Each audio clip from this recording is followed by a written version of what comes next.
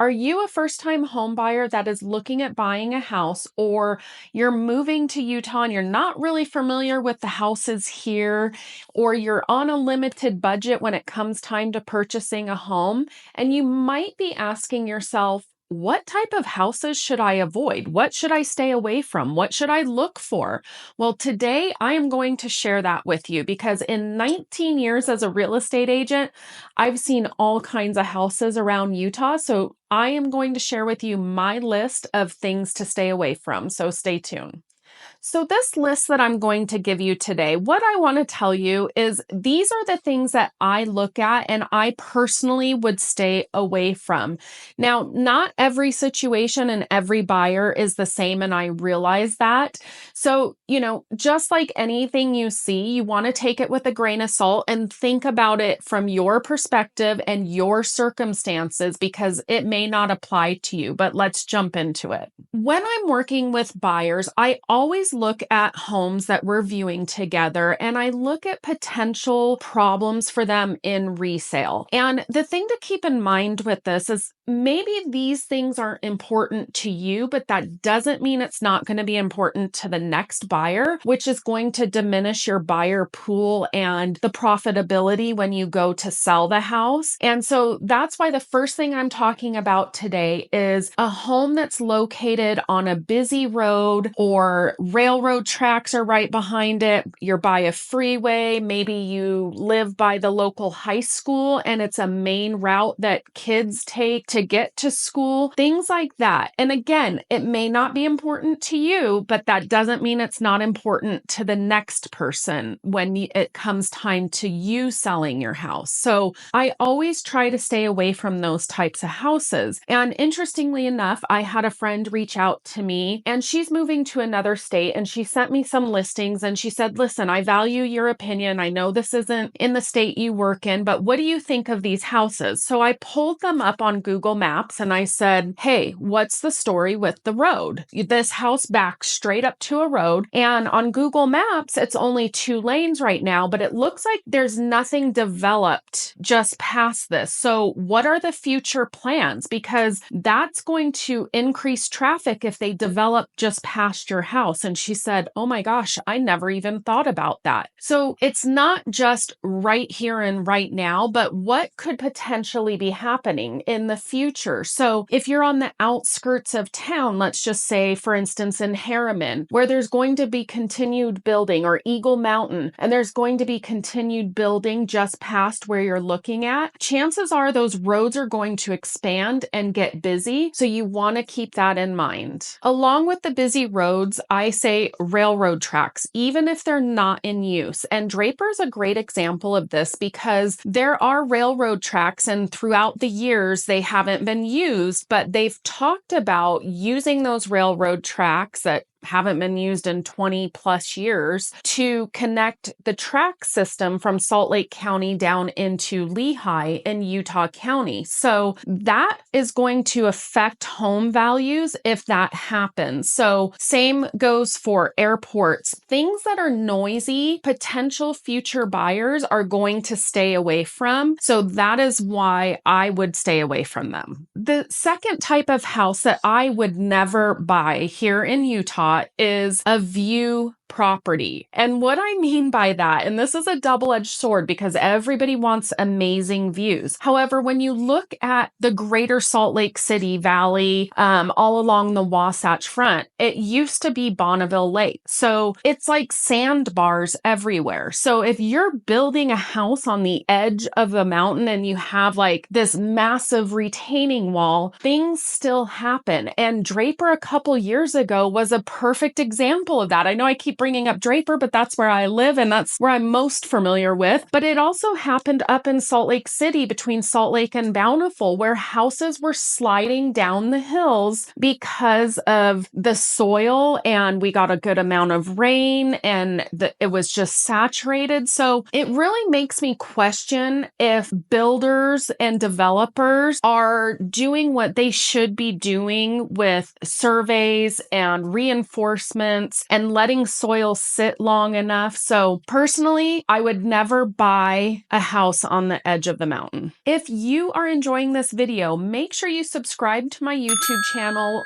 Give me a thumbs up on this video because it shows you appreciate information that I'm sharing with you. The next thing that I would look out for, and I'm seeing this more and more across Utah, especially the last couple of years as home prices have gone up, homeowners are renovating their homes and making it more of what they like because they plan on staying for the long haul, which is great, but they're going on the cheap.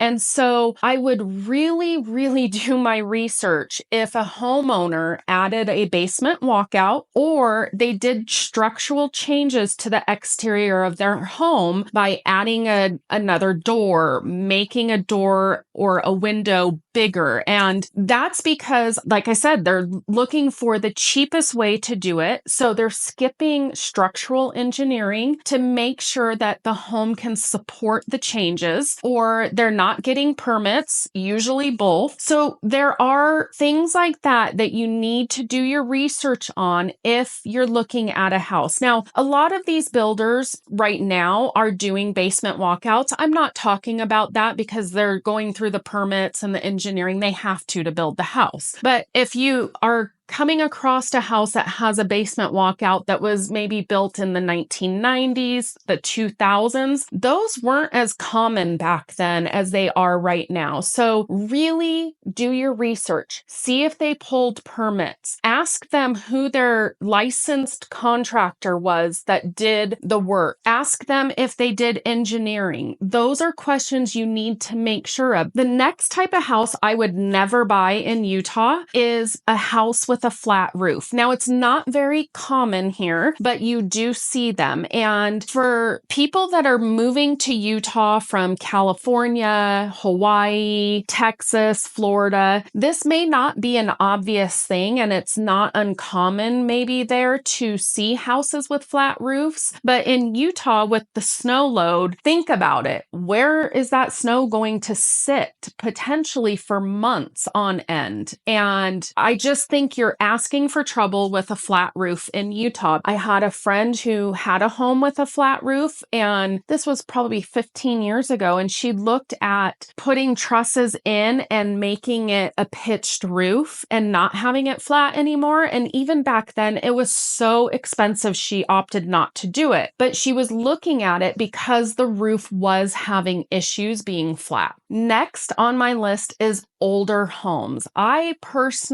love the character of older homes built in the 50s and before that, but they're just not for me. Now, if you are somebody that is a contractor that has money built into your budget for things, then this may not be such a bad thing for you. However, with older homes comes a lot more costly things. So if the electrical hasn't been updated, if the plumbing hasn't been updated, then it gets very expensive very fast to bring that to standards today. If you do a remodel, a lot of cities are making you bring it up to code. Now, I'm not a contractor, so you need to do your research on that. But, a lot of homeowners will update older homes like that, and maybe they'll redo their bathroom and they'll put new plumbing under the sink and to the toilet. But that doesn't mean that it's been done all the way down. And so when you're dealing with that cast iron, you're just asking for a lot of problems to go wrong, and it can be very costly. And the same thing goes for the electrical, the old knob and tube. I actually just saw a house not too long ago that the homeowner was starting to do a remodel and had only updated some of the electrical, not all of it. And the house caught on fire, and it's been like 6 months and they're still not in the house. Fortunately, nobody was hurt in the fire, and it wasn't a severe fire, but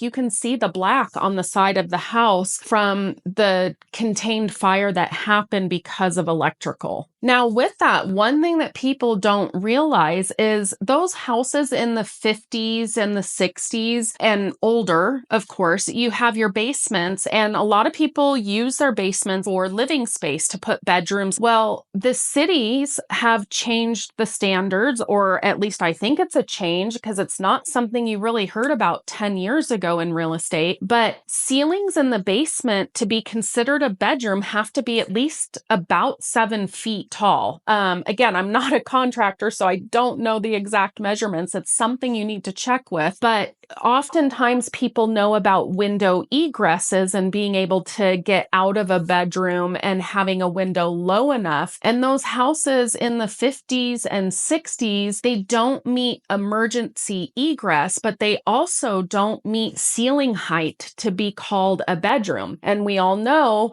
bedrooms add value to a home. So if you think you're purchasing a 1955 home and it has 3 bedrooms in the basement or 2 bedrooms in the basement, and then you find out the ceiling is not tall enough to be considered a bedroom, that could be a major hit to the value of your home. And, there are people that are starting to dig down. You see it a lot down in Sugar House area, where people are digging down their basement to meet that requirement. But boy, is that very expensive and a lot of engineering that has to go into it. So, it is very costly to do that. The next type of house that I shy away from is flipped houses. And I say that, I will preface it with this. There are good flippers and there are bad flippers. And I always say, if it's lipstick on a pig, it's still a pig. And so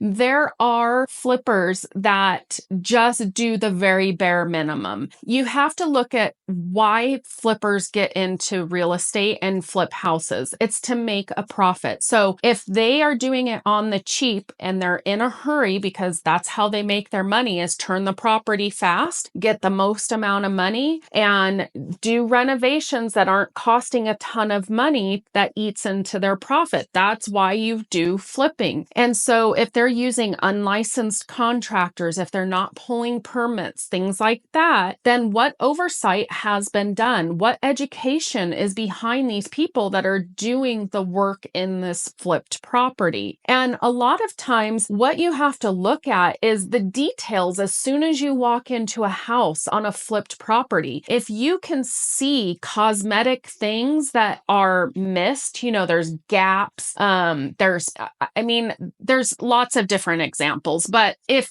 the cosmetics isn't done, it tells you they were in a hurry and they didn't oversee the project very well, and they probably cut costs everywhere that they possibly can. So with flipped properties right now, you're seeing a lot of these older homes, which means the electrical and the plumbing are usually not touched by flippers. So you want to always make sure you get a home inspection, whether it's a flipped property or not. You want to look at the seller's disclosures. You want to look at how long they've owned the property. You want to call the city and see if permits were pulled on the flipped work that was done. Now, of course, if it's just cosmetics, like they put in new flooring and they just painted and that, and you have it budgeted for what we've already talked about, if your electrical or plumbing needs to be updated, then this probably doesn't apply to you and you're okay with it. And that's great. But for most buyers, they don't want to have to deal with that worry. Now, there are all different types of houses that I can talk about that I would personally stay away from. But what do you think I missed? What type of house here in Utah do you always stay away from, or